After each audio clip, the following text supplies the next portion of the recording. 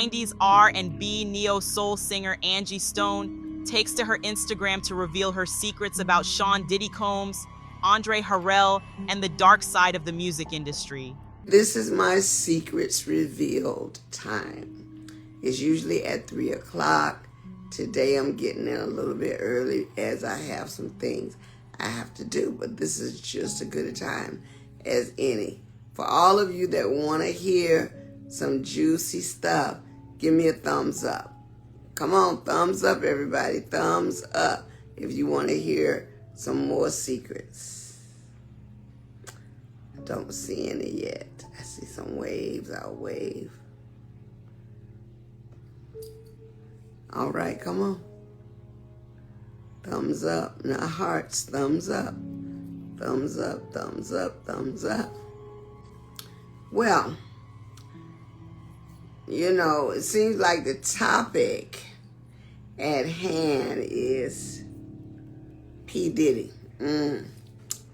I take you all the way back to the early 2000s when P. Diddy had just become an intern at Uptown Records, which was housed in MCA Music, which was where I just happened to have a publishing deal as an MCA songwriter.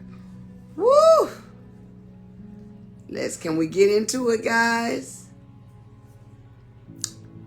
Unfortunately, what I have to say in revealing what I witnessed in that time period was a very young Sean Puffy Combs that had really been busting his chops to appeal to Andre Harrell as the intern of life. He was getting it in. I mean, that was when Al B. Sure was there. That was when Jodeci was there. That was when Mantronic was hot. They were up against, that kind of lineage. Mary J. Blige had just been brought to the scene. I just happened to be a fly on the wall at the time.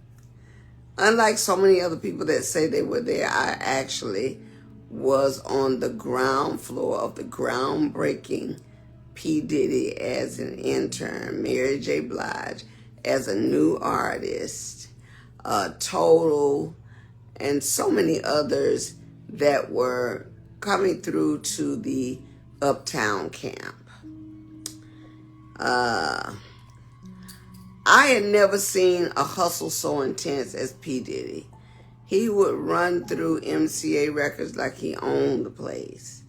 I mean, he would dot. I'm like, who is that skinny little kid? He looks very much like his son looks now. I mean, it's uncanny, but it's almost identical. But he was running through that building like, I am the man, and if I'm not that man yet, I will be soon enough. Lo and behold, there was a writing room. I was an MCA songwriter at the time. I had just penned the song, Seems You Much Too Busy, by the group Vertical Hole. I know y'all remember that song. If you don't, go to YouTube, type in Vertical Hole and the song Seems You Much Too Busy. You will see a 3-member group there singing, and I'm in the dark. That was what they did because I was overweight and they didn't want anybody to know how overweight I was, so they shadowed me in the dark, so all you saw was my face. That was an attempt to cover me so that it wouldn't hurt the sales of the record. At the time, it was very disheartening because I didn't think the way it had anything to do with my voice. You had 2 Tons of Fun. You had all these other big women that was out there putting it down, from CNC Music Factory and, so many other people who wasn't caught up with that. But I just happened to be at a company where they were anal about how big you were. Unfortunately for me, I couldn't help it. The medication that I was taking at the time, which was prednisone, rendered me to be overweight. It was no way around it. Couldn't get lipo. I couldn't be cut, period, because you would bleed out. So that was something I had to skate across. Anyway, Puffy just happened to be an intern extraordinaire. And I can remember a gentleman by the name of Kurt Woodley who was working for Andre Harrell at Uptown. And I come out of the booth from the writing room, which is a space that we all shared. Uptown, the studio, the publishing office, Tita Gray or James Jackson's office was right there on the shoulder of the corner, the east side of the building. And when I came out, Mary J. Blige's then manager let me know. He says, "Hey, can I talk to you for a minute?" And he said, "My name is Kurt Woodley." I said, "Yeah." He said, "We found an artist that she kind of sounds like you. She reminds us of you, but she's not, polished. And we really think that if you can work with her for a little while, she has a possibility. I mean, she's not nowhere near ready right now." But I didn't know what he was talking about until he finished that sentence, and he said, "We found her at the mall. She was out there doing karaoke. She was doing Anita Baker's music on a karaoke, and they discovered her. It just happened to be Mary J. Blige. And so they said, can you think you can work with her?" And me, I could work with anybody at the time. I was what you call a goat back then. I was hungry. I was passionate about music. So I thought I could fix everything. And so I said, "Yeah, I'll work with her." So they told her, "Okay, you're going to work with Angie Stone. You're going to work with her." And so I took her to my house. At this particular time, I was living in Little Ferry, New Jersey. And I took her to my house. My then partner, Dave Bright, from the group Vertical Hole, was actually, all he was concerned about was trying to become the next big producer. He was infatuated with Teddy Riley. So everything was, how you like this, how you like this. Well, for me, it was cool because at that time, Prince, that's right, the Prince, had given me all of his equipment. I had a Juno 106 that I prided. That was my pride and joy because Prince had used that to cut Jill Jones's material, his material. And he had moved out of his penthouse in New York, and he really took a liking to me. He says, "Angie, do you want this equipment and this furniture?" Because he couldn't take it with him. And I said, "Yeah." I mean, he had zebra rugs, all purple leather furniture. It was awesome. And at the time, I couldn't fit it all in my house. So I said, "I'm still working a 9 to 5. It's been rough." I said, "But I'll find a storage place and put it into a storage place." I kept the keyboards and stuff in my house. The furniture and all that stuff went into a storage house near the west side. Lo and behold, I fell behind on the bill. This is very sickening because it should never have happened. And I went one day to settle my bill, and the building had sold all my furniture that Prince had given me. So somewhere, somehow, someone is sitting with all of Prince's stuff in their space, and they don't have a clue that they have Prince's stuff. The Juno 106, which was the keyboard I started recording on, Dave Bright and I broke up, and he kept it, kind of like hold it over my head. But enough of that story. Let me get back to the Mary J. Blige. So, Mary J. Blige comes to my house in New Jersey, in Little Ferry, New Jersey. And I had written this song called I Ain't Taking No Shorts. I wrote this song because they at Uptown, Kurt Woodley, Puffy, all of the powers that be was saying she ain't ready. She got to get her look together. We don't like the way she looks. And I thought she was very cool. She was average looking young teenager that, you know, obviously had to grow into womanhood, but she wasn't a bad looking girl at all. And you can clearly see that, given her beautiful features, that she was an attractive girl. But they looked at her as hood girl. And so I was angry for her. And I took the position of, okay, I'm going to write some words that you can really sink your teeth into. And the song was, I ain't taking no shorts. No, not this time. And the first line of that song was, baby, don't you know what time it is? Time for me to begin to live.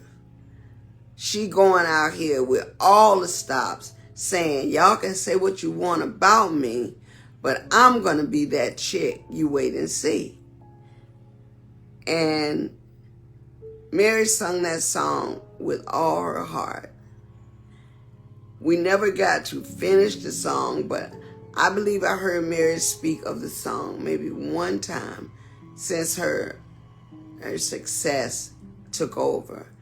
And she would always say, boy, Angie Stone's a very pretty girl. And I can remember I ain't taking no shorts. And that was all I needed to be acknowledged, that she never forgot. But I know that those lyrics put a bout of self-esteem in her spirit that day that says, you know what, they're not going to treat me any kind of way. So by the time they did find Mary J. Blige's it spot, she became that it girl. If you can recall the group, the sequence that I was with at the time, we used to wear these metallic jackets with these white cheerleader skirts. You got to remember, we came from being cheerleaders. It wasn't very long after that Mary J. Blige was seen on a brownstone set of steps with a football jersey on and a white cheerleader skirt. Well, I was in my feelings because nobody in New York was wearing those tennis skirts. The sequence brought those tennis skirts to reality, and Mary J. Blige made those skirts famous. She wore it, and then the next thing you know, everybody wanted to be like Mary J. Blige. But I personally took it as she got some of that Angie Stone energy in her system, and she went out there like the beast she ended up being. She don't never have to really acknowledge me, but I was surprised at the end of the day when my song that we talked about the other day, Every Day and Die, was leaked on her project. I really thought she had a lot more respect for me than that. After all, my love and my hard work and perseverance with you was genuine. So that's my secret rendition of that whole Uptown scandal. Now, the other piece of the puzzle that you guys would want to know is, I know you recall back then when they had that big concert down at the college, and all the stampedes, and people were killed, and Father MC's baby mama lost her baby in life. It was just a mess. And people were crushed at the door. Well, I'll tell you this. Up until that time, Puffy, like I said, was all over Uptown. He was the man. He was the one that wanted to be recognized for this. I'm doing this. I'm doing this. And so, very often, he would look right past me. I would be there and he would just keep it moving, wouldn't say anything. I can remember when there were gunmen standing in the hallway at MCA because so many threats had gone out because he and Heavy D, bless his heart and rest his soul, had been together on that party. And all the threats that went out that they were going to do this and they were going to do that. It really resonated and hit home with Puffy. I just happened to be in the studio this particular day. And because he never, ever really bothered with me or spoke to me in that fashion, I wasn't a part of Uptown. I was just at MCA. On this particular day, I was coming off the elevator. I will never forget it as long as I live. And Puffy came to me, first time, speaking to me as a decent human being. And he said, "Hey, Miss Stone." I said, "Yeah, what's up?" He said, "How are you?" I said, "I'm fine. I'm shocked you speaking to me." He said, "Miss Stone, would you please pray with me?" I said, "Well, of course." When he asked me to pray with him, I believe at that moment Puffy was terrified for his life. I think that he was afraid because all of the things that had gone out and about that party, they were singling him out, and I don't think that he thought he was going to survive it. And I was just happy that whenever he didn't speak to me, I knew he couldn't see me. But on this day, he saw the God in me, which was so not about me, but it was so about the spirit that I carried. And I can honestly tell you that this particular day, I stood there and I prayed with Sean, P. Diddy, Puffy, Combs, because he cried out for help. Does that excuse his ongoing behavior? Of course, this was years ago. But the fact that he actually acknowledged God lets me know that at one time he was a real soul that was not tainted to the point that he could not feel. But for the first time, I believe, he feared God. So, I'm here to tell you that, quite contrary to what you guys may think, Sean Puffy Combs asked me to pray for him and with him. And I did. So, just like the student I am, God has the power to forgive. And I'm not saying that I'm praying that this happens for him, but I'm praying that he cries out to the Lord at this time, that whatever he genuinely is dealing with, that God hears his heart. Okay?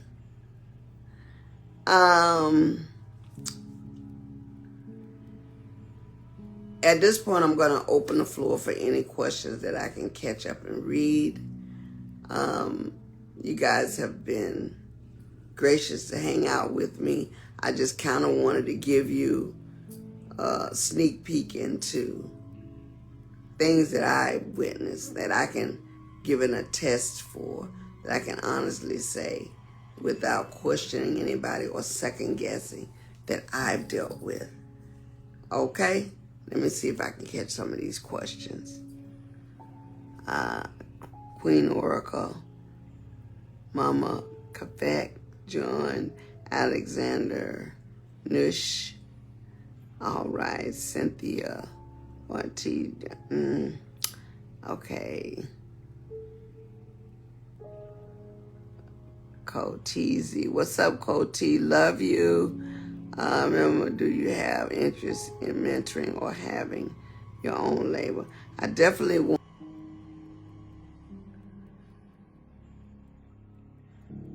to be mentored when it comes down to this industry. You need to have a covering over you to protect you because, you know, so much has been going on in the world, but more so in the music industry. You have to. Have I talked about the Calvin Richards song? You have to be prepared for what God has for you. Okay. I have not talked about that. I did 17 songs with Calvin Richardson that are unreleased. They are currently sitting in Marvin Gaye's studio in California. John McClain and John Nettlesby are guarding my reel with their life because there's a lot of stuff that, you know, I wanted to have protected, but some of the best music that we did is on that reel, and Calvin and I have both talked about re-releasing that material. I see you, Cote. I love you back. Leslie Washington. Okay. All right. Love you too. I don't know who this is calling me, but just a minute. Hey there, I'm on my live. Give me 2 minutes. I'm going to call you right back.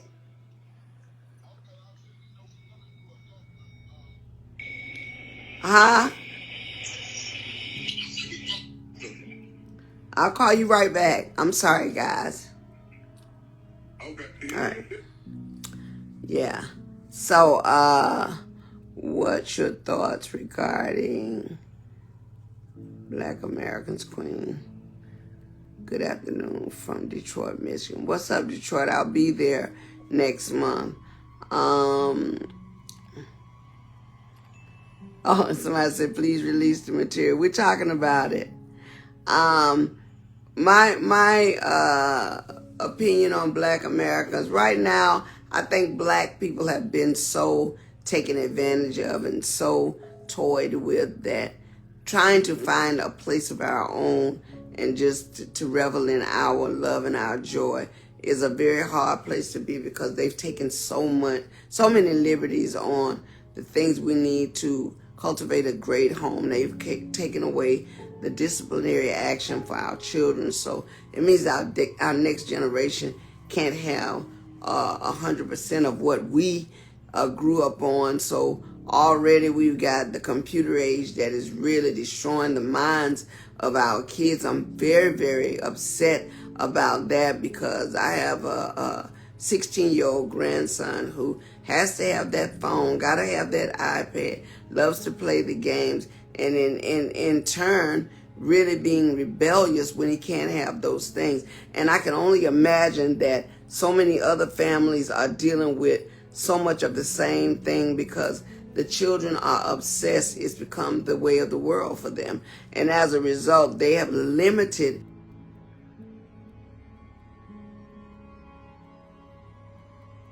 within the infrastructure, and then the outer structure goes and try to kill us all. They're using us and our children to take control, and that's the saddest thing we have to look forward to. So I would suggest that if nothing else, please pray for your children, your grandchildren. Continue to reach out to the Lord for the explanations that only He can give us. View request, let me see.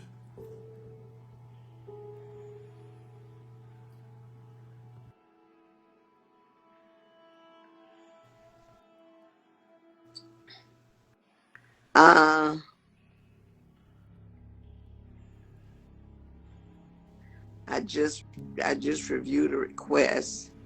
Hi there. Are you still on?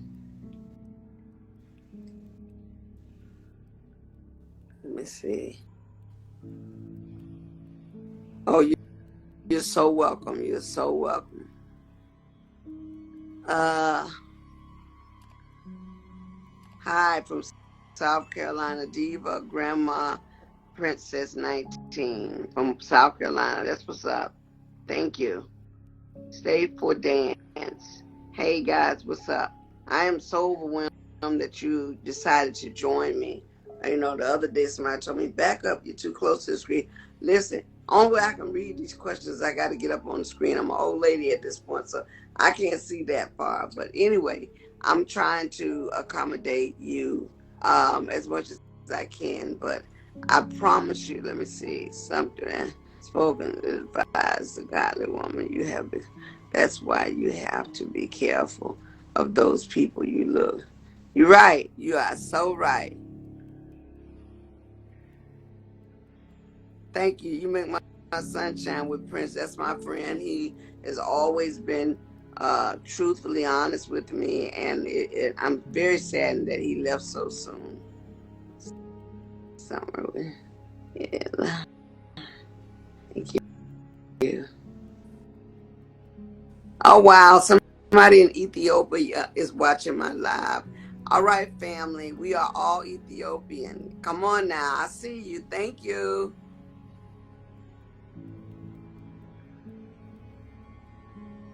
All right. I know Coteasy, we do need an Angie Stone biopic, and it's coming, like I told you, but it's coming in a way you would never ever guess. So keep watching. I promise you, I'll let you in on the secret.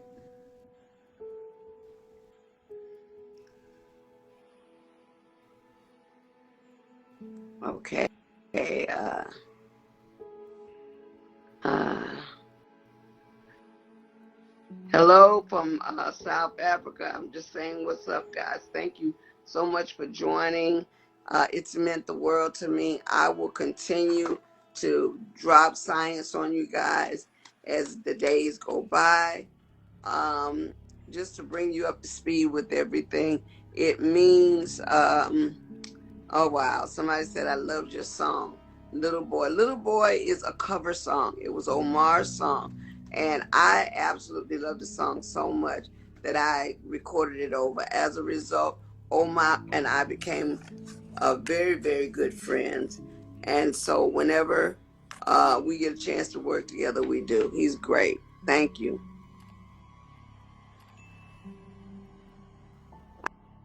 I appreciate you guys as well. Thank you so much. All right. To my Zeta Phi Betas. Okay. Incorporated. Love you guys. I see you. Uh, uh, I wish I didn't miss you. I'm so glad you brought that up. It came on TikTok the other day. Andrea Martin, the young lady who passed away a couple of years ago, is the one who wrote that song. It was the last song on the Mahogany Soul album, and she's actually singing on it with me. She and Ivan Matias wrote that song. Everybody thought I wrote it for D'Angelo. I did not write the song, but Clive insisted on me singing the song. And as always, he's right. It's one of my biggest hits to date. Thank you for loving the song. Enjoy it.